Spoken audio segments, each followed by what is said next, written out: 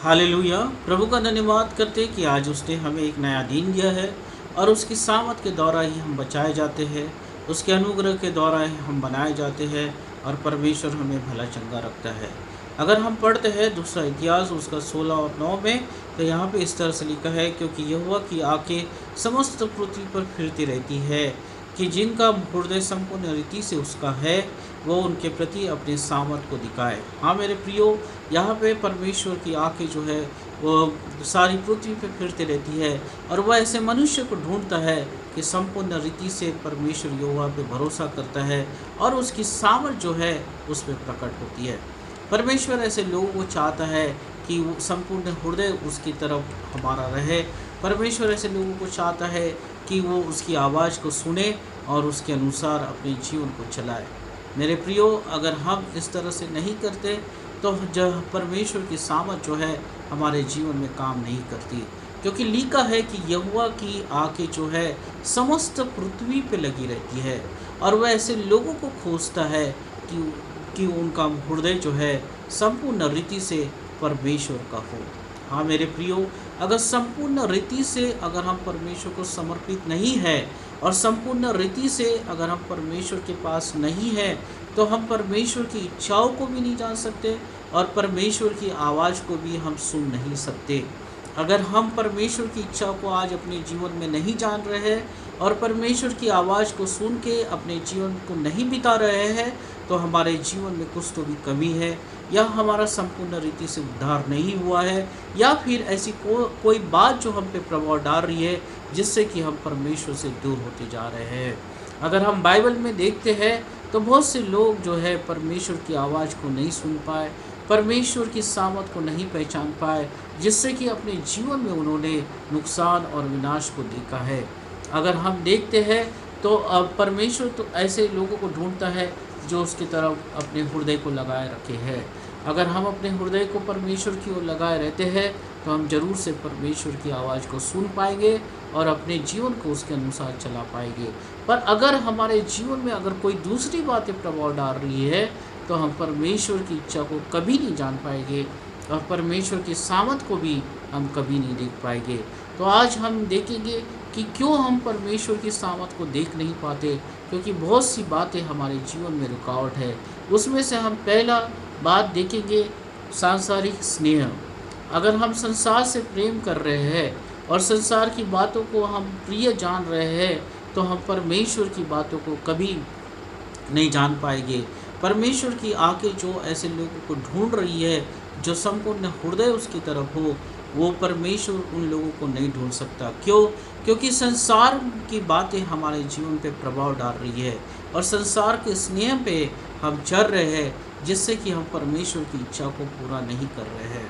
और जब अगर ऐसी बातें हमारे जीवन में है, तो हमारे जीवन में निराशा, हमारे जीवन में अशांति, हमारे जीवन में परमेश्वर की आशीषें कभी नहीं दिखेगी मेरे प्रियो। क्योंकि संसार जो है ये तो क्षण भर का आनंद देता है, परंतु उसी में हमारा जीवन नाश होते चले जाता है। संसद बाइबल में लिखा है कि परमेश्वर का राज्य जो है आत्मिक है। अगर हमको परमेश्वर की सामत को जानना है, अगर हमको परमेश्वर की इच्छा को जानना है और अगर हमारा हृदय परमेश्वर की वो संपूर्ण रीति से लेके जाना है, तो ज़रूरी है कि हमें संसार की बातों का त्याग करना पड़ेगा, संसार से स्नेह हमें छोड़ना पड़ेगा और परमेश्वर से प्रेम करना सीखना पड़ेगा। तब जाके हम परमेश्वर की आवाज़ को सुनने पाएंगे और तब जाके परमेश्वर हमारे जीवन में काम करेगा।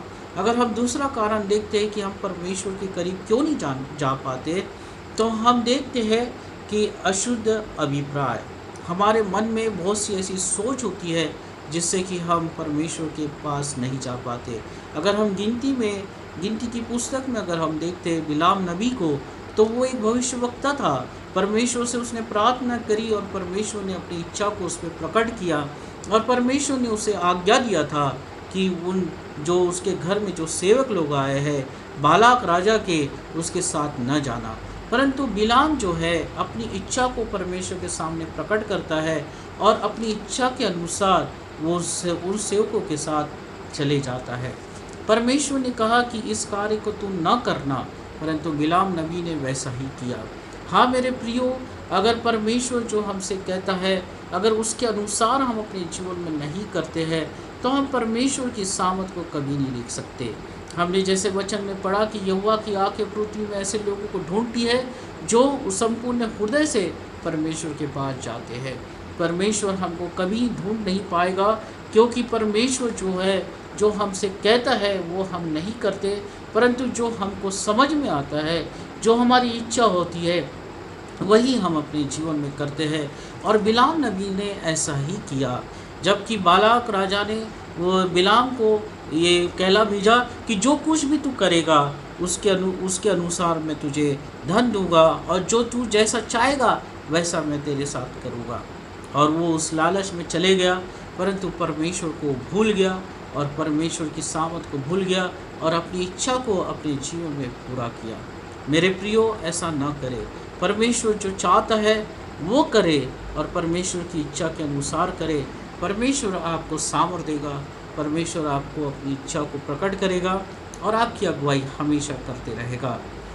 मैं यहाँ पे जब बिलाम नबी के बारे में पढ़ रहा था तो पवित्र आत्मा ने मुझको बताया कि जिस राजा ने, जो यहोवा परमेश्वर है, वो हमारा राजाओं का राजा है, उस राजा ने उसे एक पहचान दिया था उस समय कि वो एक नबी हुआ करता था। और बालाक राजा भी उसे पहचानता था कि ये नबी है परमेश्वर की ओर से, और ये परमेश्वर की ओर से उसकी एक पहचान थी। वह आत्मिक राजा है मेरे प्रियो हमारा। वो हमें सब कुछ दे सकता, वो हमको पहचान दे सकता है। और यही पहचान के द्वारा ये जो संसारिक राजा है उसके पास गया। एक राजा उसे उन्नति की ओर लेके जा सकता था और एक सांसारिक राजा उसको विनाश की ओर लेकर गया। चुनाव हमारा है कि हमें किसे चुनना है। हमें उस परमेश्वर की सामत को चुनना है या हमारी इच्छाओं को आज हमारे जीवन में चुनना है, जिससे कि हम विनाश की ओर जा सकते हैं। तो हमें ये निर्णय हमारा है और चुनाव हमारा है कि हमें किसे चुनना है। इसलिए परमेश्वर से अगर हम दूर जा रहे हैं तो यही बातें जो है हमारे जीवन में प्रभाव डाल रही है, और इन्हीं बातों के कारण हम परमेश्वर से दूर जा रहे हैं। संसार का स्नेह, संसार से प्रेम करना, जिसके द्वारा हम परमेश्वर की आवाज़ को नहीं सुन सकते। अभी गलत अभिप्राय, गलत सोच, जो परमेश्वर कहता है उन बातों को हम अपने जीवन में नहीं करते, जिससे कि हम परमेश्वर के करीब नहीं जा सकते। तीसरी कारण हम देखते हैं गलत उपदेश। हाँ मेरे प्रियो, अगर हम प्रेरितों के काम में अगर हम पढ़ते हैं, हनन्याह और सफीरा जो है ये पवित्र आत्मा से झूठ बोले। इन्होंने ये ढोंग किया कि इन्होंने सब कुछ परमेश्वर की सेवा के लिए दिया, पर इन्होंने अपने लिए एक बड़े इसमें धन को बचाए रखा, और पवित्र आत्मा ने इन्हें जान लिया और उन्हें तुरंत वहाँ पे वो दोनों मर गए। हाँ मेरे प्रियो, अगर हम परमेश्वर से प्रार्थनाएं कर रहे हैं और परमेश्वर की इच्छा को अगर हम बता रहे हैं, तो हमारी इच्छा में परमेश्वर की इच्छा होना बहुत ज़रूरी है।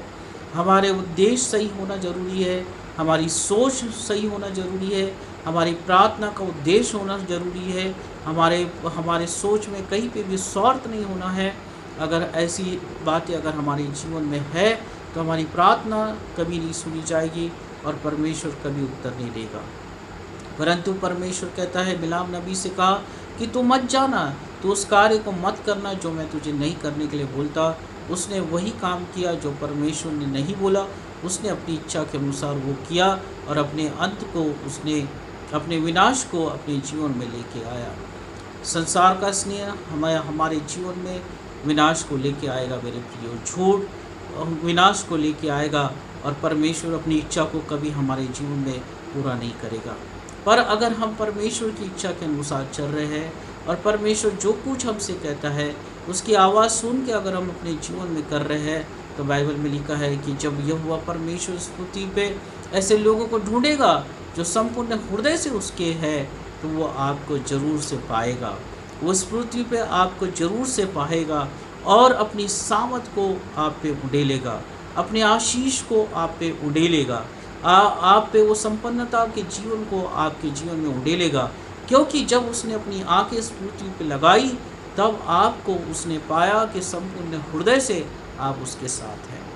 पर परमेश्वर जब भी इस संसार में ऐसे लोगों को ढूंढता है, तो मानो कि हर एक मनुष्य जो है अपनी ही इच्छाओं में जी रहा है, संसार से प्रेम कर रहा है, संसार की बातों से प्रेम कर रहा है, और कई बहुत सी बातों में जो व्यर्थ की बातें हैं उसमें अपने समय को गंवा रहा है। बिलाम के समान परमेश्वर अपनी इच्छा को लोगों पे प्रकट कर रहा है, पर बिलाम ने जैसे ही अपनी इच्छा के अनुसार अपने जीवन को जिया, वैसे ही हठीलीपन से लोग अपने जीवन को जी रहे हैं।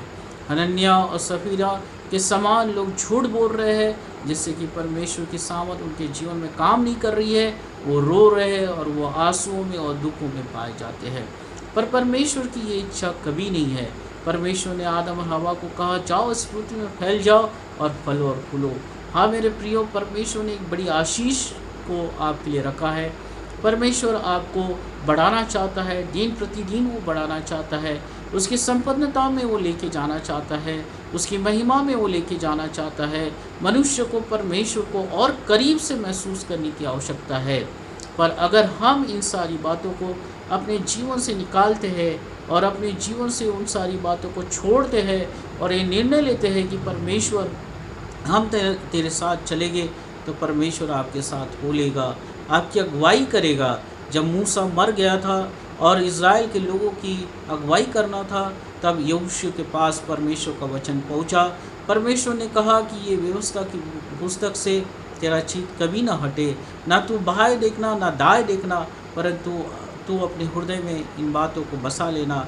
जब तू ऐसा करेगा तो तब तू प्रभावशाली बनेगा। हाँ मेरे प्रियो, अगर आप अपने जीवन में प्रभावशाली बनना चाहते, अगर आप अपने कामों में प्रभावशाली बनना चाहते, अगर आप इस संसार में एक प्रभावशाली मनुष्य बन के उभरना चाहते हैं, तो ज़रूरी है कि परमेश्वर के वचन को अपने हृदय में रख छोड़े।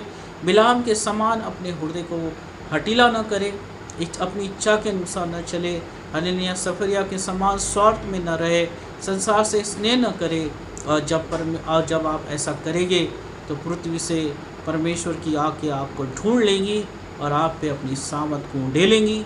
आप पे परमेश्वर का अनुग्रह होगा, आप परमेश्वर के लिए अलग किए जाएंगे, उसकी बुलाहट के लिए अलग किए जाएंगे, परमेश्वर की अगुवाई के लिए अलग किए जाएंगे, और परमेश्वर का अनुग्रह आप पे होगा और आप बहुतायत से इस्तेमाल किए जाएंगे।